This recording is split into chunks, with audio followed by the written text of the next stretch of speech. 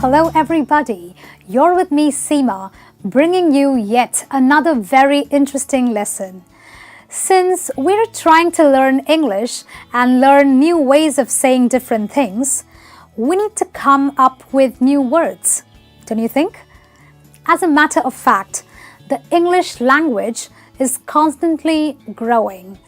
This is because new words are being introduced from new technology, science, finance, recent pop culture, and even from foreign languages. I had fun trying out some new words that have found their way into the dictionary. I know you will enjoy learning them too. So let's see what they are and how you can use them. Now, our first word is shruggy. Now, all of you are probably using WhatsApp or Facebook on your phone or say the computer. And frankly, it's made us a little bit lazy, don't you think? Well, you know, when we are happy, we just send out a little smiley to show that we are smiling.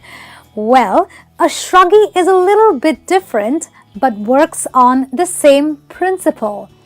So just like the smiley, a shruggy is an emote icon indicating that a person is shrugging.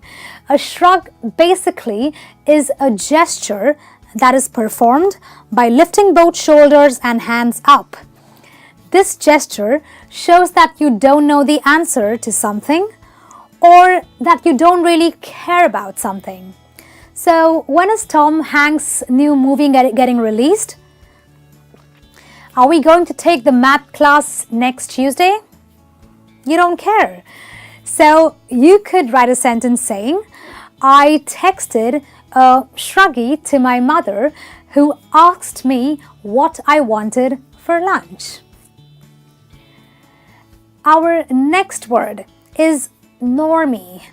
Now, this refers to an ordinary or a normal person, a person who believes in popular opinion. So Tom is a normie because he is a regular Facebook user.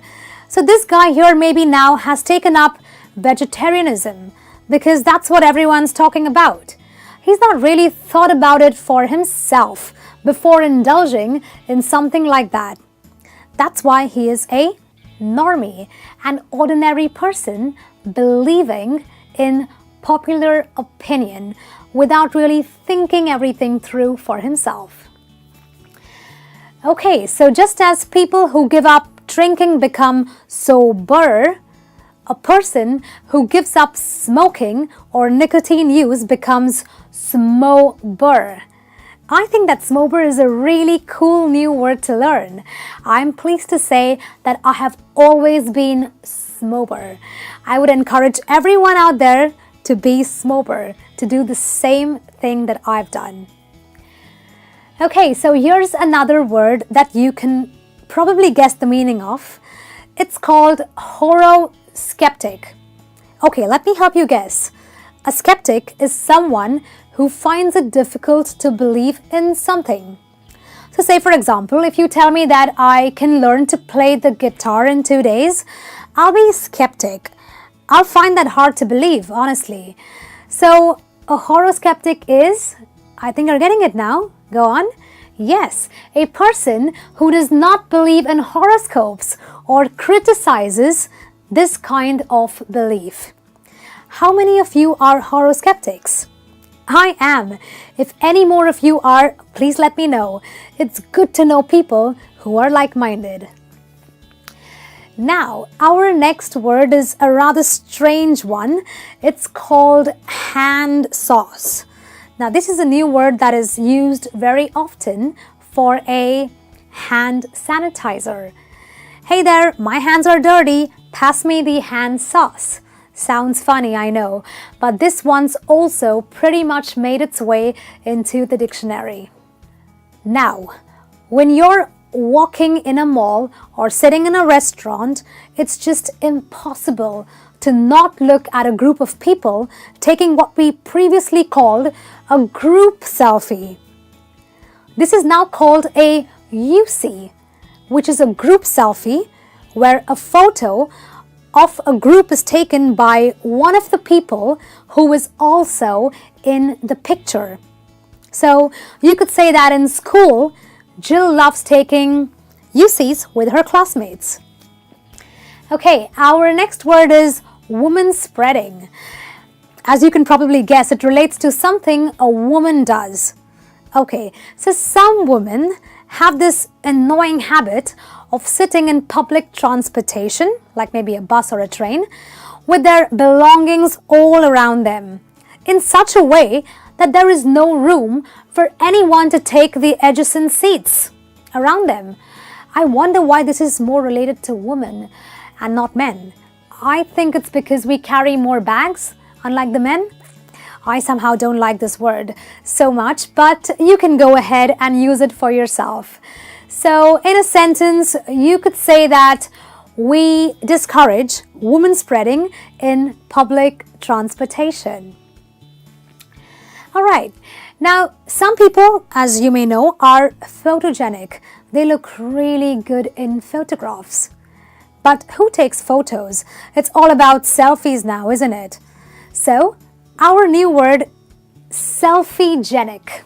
Not photogenic, but selfie-genic is someone who looks good in selfies. I don't take selfies, but I know a lot of you watching are definitely selfie-genic. The world today is obsessed with money, beauty, fame, and Donald Trump. Well, propaganda or information relating to Donald Trump or his office is now actually known by a new word. It is called Trumpaganda. So, with the next US elections, we're going to face a lot of Trumpaganda, whether you like it or not. Now, if you are developing a nice little friendship with that cute guy in your class and you're scared to talk to him in person, chances are that you might try to contact him via the internet, instant messaging, or any other kind of social media. What you are entering into is called an elationship, which is a relationship that exists only through electronic media. So how many of you are in an relationship with the girl next door? As internet users, we all know what a meme is. For those who don't, a meme is a funny image or a video or a text that is copied and spread across the internet on Facebook or WhatsApp. So our new word memer naturally refers to a person who makes or uses memes very often.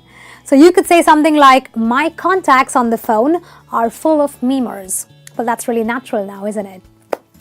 Do you know, people who don't seem to grow up, I mean, they're all nice and big physically, but their behavior belies their age.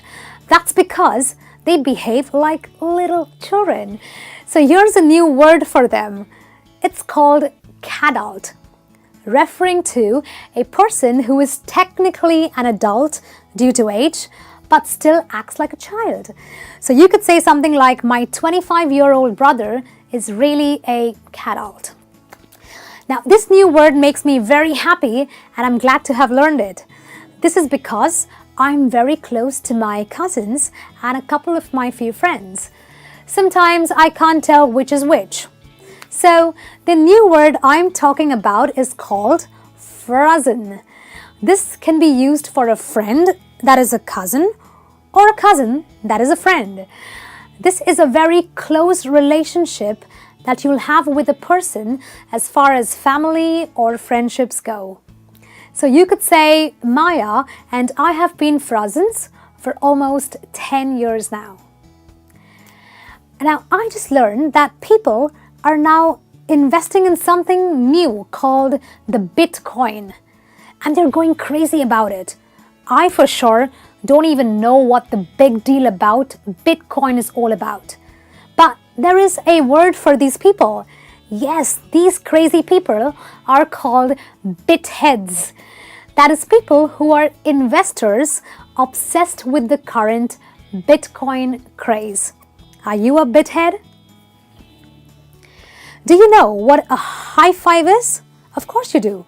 But what if I told you to give me a high five with both hands? Then it would technically not be a high five, because using two hands means showing 10 fingers, right? So here's a new word for it. It's called 10 up. This is a high five made with both hands. So I can say something like, Daniel gave me a 10 up when he scored the first goal.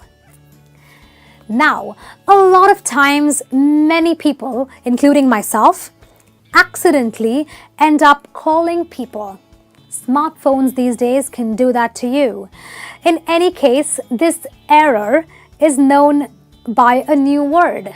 This new word is called accidial, or the act of dialing someone's phone number on your phone accidentally. The other day, I accidialed my boss at 5 a.m. That was quite embarrassing. So I hope these are some fun words that you've liked as much as I did. You can use them in your day-to-day conversations because, as you can see, they deal with things we use and talk about every single day. If you have new words to add to this list, please write into us. I'll see you soon with some more fun lessons. And yes, as always, do not forget to like the video, subscribe to the channel, and click on the bell icon so that you don't miss on updates of videos that are made only to help you. Take care and keep practicing.